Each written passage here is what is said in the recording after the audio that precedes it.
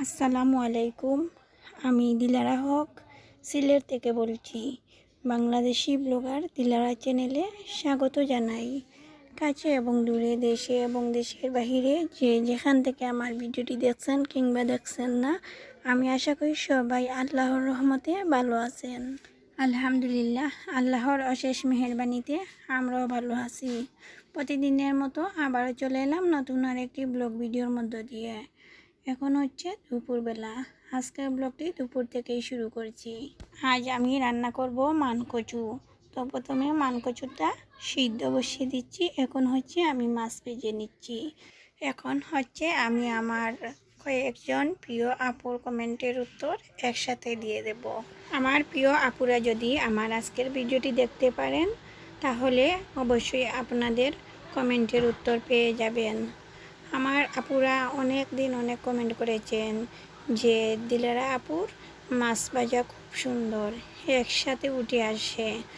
তাছাড়া সাবিনাস লাইফস্টাইলের সাবিনা আপু বলেন দিলারা আপুর মাছ ভাজা খুব সুন্দর, দিলারা আপুর মতো মাছ ভাজতে পারি না। তো আপু, আমি এখানে একটা টিপস শেয়ার করি। আমি সব সময় যেটা করি, তো আমি যেটাতে মাছ ভাজি সেটাতে হচ্ছে আমি শুধু মাছই ভাজি, আর এটা গোসা মাজা খুব কমই করি। দেখুন, একবারে নন স্টিকের মতো আমার কড়াইটা কালো হয়ে আছে। আর এভাবে কালো কড়াইয়ে মাছ ভাজি করলে মাছ মোটেই ভাঙবে না, মাছটা সফটও থাকবে ভিতর থেকে, আর উপরটা ভাজা ভাজা হয়ে আসবে। এটা খেতে টেস্টটাও অনেক ভালো আসে। বা ফ্রাই প্যানেও যদি আমি মাছ ভাজা করি তাহলে আমার মাছ ভাজাটা এভাবেই হয়।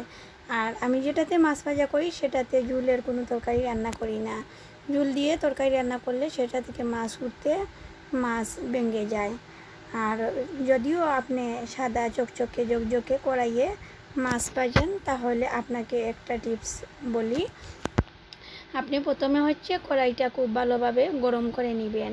এরপর হচ্ছে তেল দিয়ে তেলটা গরম করে নেবেন, আর তেলের মধ্যে হচ্ছে কিছুটা লবণ হলুদের গুঁড়া দিয়ে দিবেন। এতে করে আপনার মাছটা খুব সহজে উঠে আসবে, তাছাড়া মাছটা আর ভাঙবেও না। তাছাড়া আমার কয়েকটা ভিডিওতে আমার কয়েকজন আপুই এভাবে মাছ ভাজা নিয়ে কমেন্ট করেছিলেন। তো আমি চেষ্টা করেছি আমার সব আপুদের কমেন্টের উত্তর একসাথে দেওয়ার জন্য। আর আমি দেখিয়ে দিচ্ছি আমি একসাথে কতগুলো মাছ একসাথে ভাজছি। তো দেখুন, আমার মাছটা অল্প তেলেই ভাজা হচ্ছে। কারণ হচ্ছে একটাই, আমার কড়াইটা চকচকে জকজকে নয়। আমি যেহেতু এটাতে মাছ ভাজি করি বা অন্যান্য ভাজিও করি, আর ভাজি করার পর আমি যখন আবার ধুয়ে নেই তারপর আবার কিছুটা তেল লাগিয়ে তেলে করে রেখে দেই। এতে করে কড়াইটা সবসময় ননস্টিকের মতো থাকে। আর এটাতে ভাজিটাও খুব সুন্দর হয়, পুড়ে লাগে না। মাছ ভাজিটাও খুব সুন্দর হয়। আপনারাও চেষ্টা করবেন যেটাতে ভাজি করেন একটাতেই ভাজি করবেন। কথা বলতে বলতে মাছ ভাজি হয়ে গেছে। আপনারা দেখতেই পাচ্ছেন কত সুন্দরভাবে মাছগুলো উঠে আসছে, কত সুন্দর হয়ে লাল হয়ে আসছে, কিন্তু মাছের ভিতরটা একদম সফট আছে। মাছটা মোটেই শক্ত হয়নি। তরকারিতে এটা খেতে খুব ভালো লাগে। এখন হচ্ছে আমি লাউ রান্না করব। আর রান্নাটা করতে করতে আমি আমার প্রিয় আপুদের কাছে সেই পুরনো রিকোয়েস্টটা আবারও করি। এতক্ষণ পর্যন্ত যারা যারা দেখতে দেখতে আমার সঙ্গে এই পর্যন্ত চলে এসেছেন, আর আমার ভিডিওটি দেখতে দেখতে যদি আপনাদের কোনো অংশ ভালো লেগে থাকে, আমার ভিডিওটি লাইক দিয়ে পুরো ভিডিওটি কন্টিনিউ করবেন। আর যদি আপনি আমার চ্যানেলে আজ নতুন হয়ে থাকেন, আমার ভিডিওর কোনো অংশ যদি আপনার কাছে ভালো লেগে থাকে, আমার এই ছোট্ট চ্যানেলটি সাবস্ক্রাইব করে পাশে থাকা বেল বাটনটির অল অপশনটি চেপে দিবেন। এতে করে আমার দেওয়া পরবর্তী ভিডিওর নোটিফিকেশন সবার আগে আপনার মোবাইলে চলে যাবে। আর যদি আপনি অলরেডি এই কাজটি করেই থাকেন তাহলে আপনাকে অসংখ্য ধন্যবাদ। কথা বলতে বলতে লাউয়ের মশলাটা কষানো হয়ে গেছে। এখন আমি লাউগুলো দিয়ে দিচ্ছি। এখানে হচ্ছে ছোটো সাইজের দুটি লাউ আমি নিয়েছি। তো আর অন্যদিকে হচ্ছে আমার মেয়ের জন্য খিচুড়ি বসিয়ে দিচ্ছি।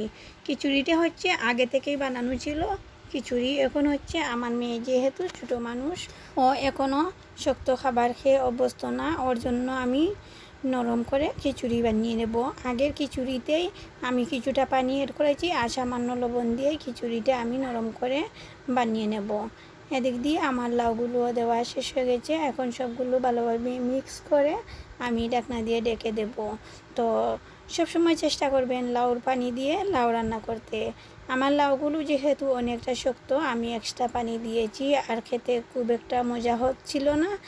আমি অবশেষে তরকারিটা ফেলে দিতে হচ্ছে। কচি লাউ হলে খেতে আরও ভালো লাগতো। তো আজ আমি আমার প্রিয় আপুদের আর কোনো কমেন্ট করতে পারছি না।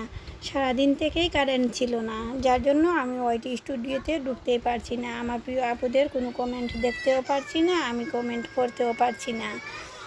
প্রথমেই যে মানকচুটা আমি সিদ্ধ করেছিলাম সেটা ঠান্ডা হয়ে গেছে। এখন আমি মিক্সিতে পেস্ট করে নেব। তো খুব একটা মিহি পেস্ট করব না, অল্প করে পেস্ট করে নেব।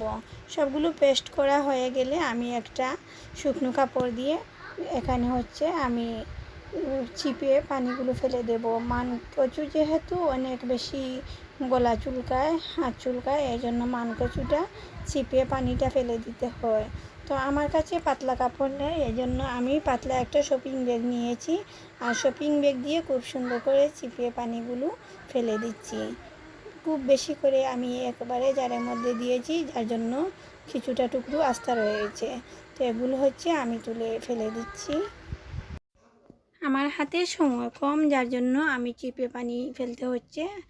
না হলে আমি যেভাবে ছাঁকনির মধ্যে রেখেছি জাজির মধ্যে, এভাবে কিছু সময় রেখে দিলেই পানিটা ঝরে যেত। তো আমার যেহেতু সময় কম, আমি হুটহাট করে কাজটাই চালিয়ে নিচ্ছি।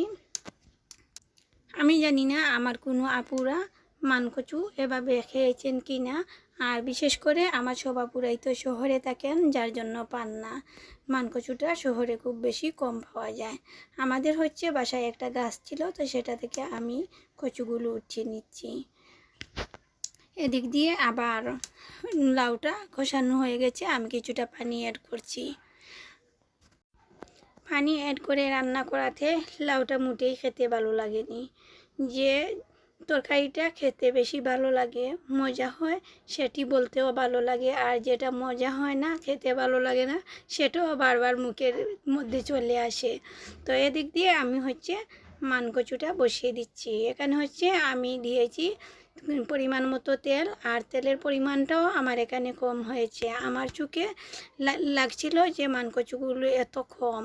তারপর কি যখন বাজি করছিলাম তখন তেলে আর হয়ই না, দেখা যায় কি একবারেই আমার বাজির মধ্যে তেল লাগেনি। তারপর অফ ক্যামেরায় আমি আরও কিছুটা তেল অ্যাড করেছি। আমার আজকের ভিডিওটা একবারে হজবরল অবস্থা হয়ে গেছে। তো আমি এখানে দিয়েছি পরিমাণ মতো লবণ, দিয়েছি কাঁচামরিচ ফালি করা, দিয়েছি হলুদের গুঁড়া, ধনিয়ার গুঁড়া। সব কিছু দেওয়া হয়ে গেলে এরপর আমি দিয়ে দিচ্ছি কিছুটা ছোটো চিংড়ি। তো চিংড়ি মাছ দিয়ে এ ভাজিটা করে খেলে অনেক বেশি ভালো লাগে। আপনারা যদি না খেয়ে থাকেন অবশ্যই বাসায় ট্রাই করবেন। তো রান্না করতে করতে রান্নাটা শেষের দিকে চলে এসেছে, আপনাদের কাছ থেকে আমিও বিদায় নিতে চলেছি। এই ছিল আমার আজকের ভিডিও। পরবর্তী ভিডিও দেখার আমন্ত্রণ জানিয়ে বিদায় নিচ্ছি। আল্লাহ হাফিজ, আসসালামু আলাইকুম।